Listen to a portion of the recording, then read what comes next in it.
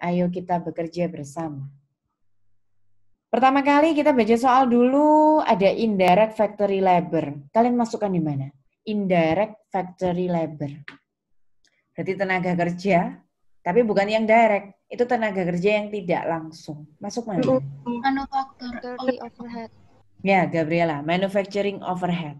Tenaga kerja yang tidak langsung itu masuk di manufacturing overhead. Saya isikan di sini. Indirect labor ya, 4.500. Kita lanjut lagi. Ada direct material use, 20.000. Berarti kan kata kuncinya jelas itu. Direct material. Masuk apa itu tadi? Direct material use. Sudah langsung ada kan di sana? DM use. DM use. Nah, DM use-nya 20.000. Masukkan di situ. 20.000. Terus ini ada work in process. Yang satunya tanggalnya 1 Juni, yang satunya 30 Juni. Itu mengindikasikan kita apa? Wildan. Kalau yang satunya 1 Juni, yang satunya 30 Juni. Berarti apa bedanya? Ada yang beginning, ada yang ending. Yang beginning yang mana? Yang beginning yang tanggal 1.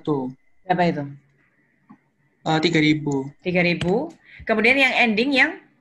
3.800. Hati-hati, operator saya negatif rumusnya. Jadi yang ending kasih negatif begini. Negatif 3.800. Finish good juga begitu. Berarti gimana? Silakan dijawab. Finish good-nya ada 2. 1 Juni sama 30 Juni. Ini ada 2. Beginning sama ending. Yang beginning yang mana? Yang tanggal? 1 Juni. Berapa yang tanggal 1 Juni? 5.000. 5.000 positif. Yang ending jangan lupa, operatornya itu negatif. Negatif berapa endingnya? 7.500. Oke, 7.500. Yang sebelah kiri beres, sekarang kita ke kanan. Di sebelah kanan itu ada keterangan factory utility. Apa itu? Factory utility. Masuk di MOH. Ya, itu masuk di MOH lagi ya. Jadi selain indirect labor, ini ada factory utility. Saya tambahkan ya. Factory utility-nya 400. Kok tahu itu FOH? Cara taunya seperti apa? Cara taunya adalah kata kuncinya factory. Factory itu berarti pasti di pabrik. Pabrik itu pasti biaya produksi. Biaya produksi itu 3. Kalau nggak DM, DL, MOH. Nah, factory utility, utilitas pabrik, listrik, air, telepon, itu nggak mungkin bahan baku. Listrik, air, telepon itu bukan bahan baku langsung. Bukan juga tenaga kerja, bukan orang. Nah, terjadi di pabrik, bukan bahan baku, bukan tenaga kerja, berarti itu adalah MOH. Itu caranya. Lagi, depresiasi factory equipment. Apa itu? MOH. MOH lagi. Kata kuncinya factory. Factory itu berarti di pabrik. Tapi bukan bahan baku langsung, bukan DM, bukan tenaga kerja langsung, bukan DL. Berarti depresiasi itu adalah factory overhead. Kata kuncinya ya, selama terjadi di pabrik, bukan DM, bukan DL, ya berarti itu adalah MOH.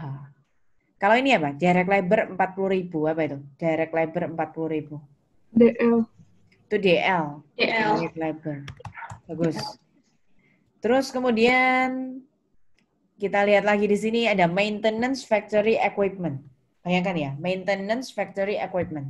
Di pabrik, biaya pemeliharaan perawatannya mesin. Apa itu? Factory overhead. Factory overhead ya. Itu bukan direct material, bukan bahan baku langsung, bukan tenaga kerja, tapi itu terjadi di pabrik. Berarti maintenance itu adalah 1.800-nya saya tambahkan lagi di manufacturing overhead. Lagi, ini ada indirect material. Masuk di mana? Indirect material. MOH. Indirect material itu adalah MOH.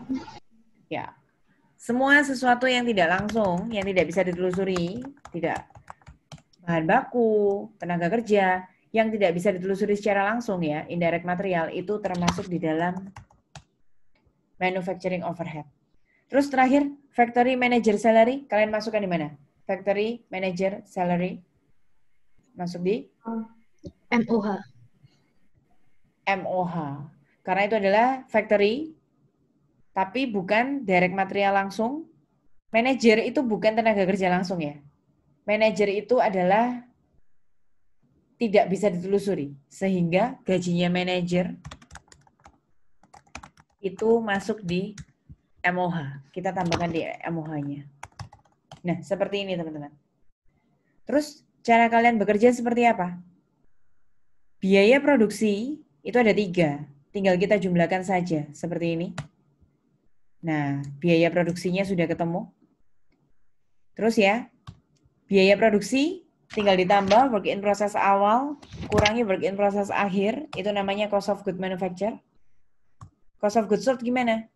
Cost of good manufacture ditambah finished good beginning, dikurangi finished good ending. Selesai. Itu cara kalian menemukan cost of goods sold. Jadi hitung dulu production cost, ubah itu jadi cost of good manufacture, kemudian jadi cost of goods sold. Gunanya apa? Cost of goods sold itu di sini loh. Nah, cost of goods sold itu di sini. Supaya kalian bisa menghitung laporan laba ruginya perusahaan manufaktur. Ini soal yang ada di buku paket exercise 19-12. Saya extend ya, saya perpanjang sendiri jadi stylenya kelas kita seperti apa. Saya mau kasih tahu perbedaannya.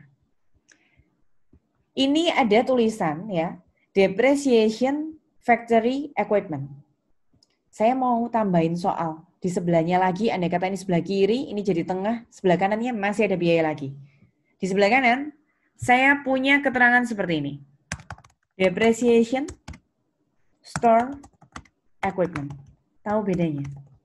Misalnya, saya berikan angkanya 1.000. Nah, ini kalian masukkan di mana, teman-teman? Sama-sama depresiasi, sama-sama peralatan equipment, bedanya ini tuh peralatan mesinnya pabrik, kalau itu mesinnya di toko. Kalian masukkan di mana? Depreciation store equipment. Ada di mana kak itu? Nah, betul. Caranya gini, yang tadi jawab selling expense itu betul. Caranya seperti ini. Kata kuncinya lihat tempatnya. Factory itu pabrik. Kalau pabrik ya, depresiasinya tadi kita masukkan di manufacturing overhead.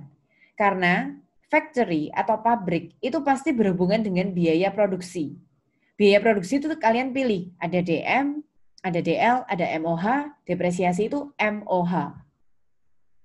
Tapi kalau depresiasinya terjadinya di store, di toko, itu berarti di luar pabrik. Toko itu mengindikasikan barangnya sudah jadi. Yang lebih tepat, store itu disebut dengan semua biaya yang terjadi di toko, itu termasuk dalam kategori period cost. Ya, ingat-ingat lagi ya, period cost. Period cost dibagi jadi 2. Ada yang selling itu hubungannya dengan kegiatan menjual marketing. Lain-lainnya kalian masukkan administratif. Depresiasinya silakan masukkan di selling. Kenapa? Karena itu kata kuncinya terjadi di toko. Jadi 1.000-nya saya masukkan itu di selling expense. Itu bedanya. Saya mau ajak kalian sama-sama lagi di sini. Bagaimana kalau yang di bawah ini factory manager salary-nya saya ganti sekarang. Jadi accountant manager salary 2.000. Misalnya seperti itu. Accountant manager salary. Kalau yang tadi, gajinya itu kata kuncinya manajer pabrik. Lagi-lagi pabrik.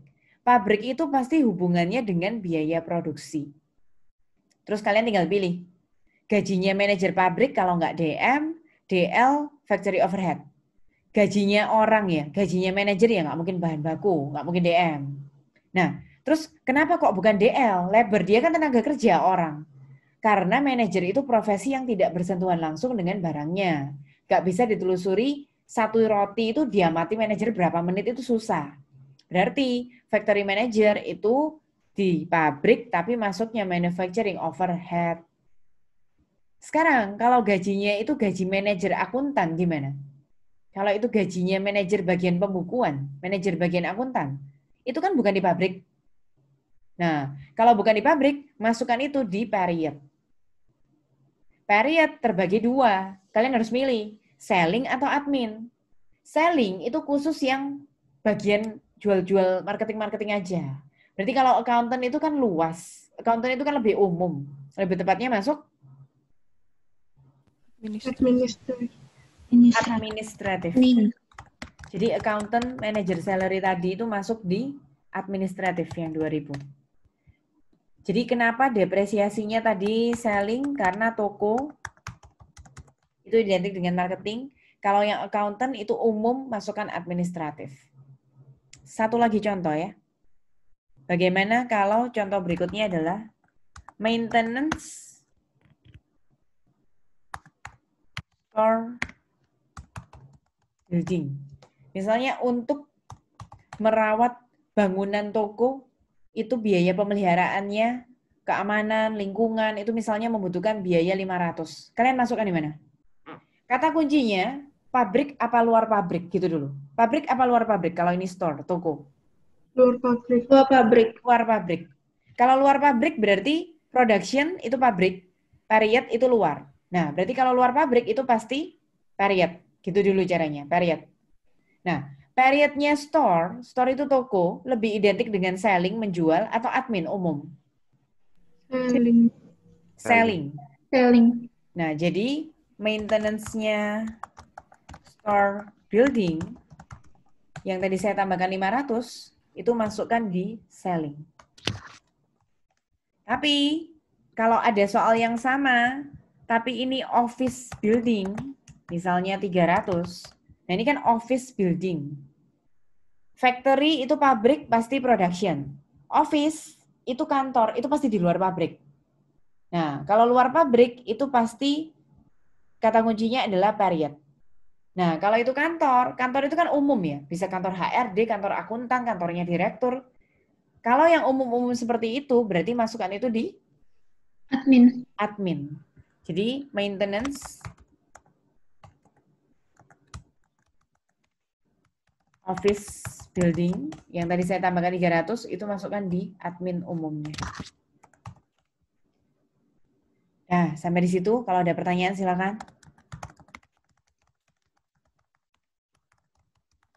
Misalnya, sales revenue-nya 100.000, diskonnya 5.000. Nah, diketahui tambahan seperti itu ya. Pendapatan penjualannya 100.000, saya masukkan di sini. Sales revenue-nya 100.000. Returnya tidak ada, terus diskonnya 5.000. Returnya nggak ada, diskonnya 5.000. Jangan lupa operatornya negatif. Bagaimana cara mencari net sales? Gimana berarti? 100 dikurangi 9 dikurangi return. Bagaimana cara mencari gross profit? Sales. Ini COGS-nya saya buat minus dulu ya. Berarti sales kurangi COGS. Bagaimana cara mencari laba kotornya perusahaan ini? Gross profit. Saya buat ini jadi negatif dulu, biar kalian bisa gampang melihat rumusnya. Yang negatif saya berikan tanda kurung ya, teman-teman. Jadi, bagaimana cara menghitung laba operasi, laba kotor, gross profit 25.000, kurangi dengan selling 1.500, kurangi lagi dengan administrative expense 2.300. Nah, perusahaan ini berarti selama bulan Juni ini, kalau saya tambahkan extend soalnya, jadi seperti itu. Jadi, operating income-nya 21.200.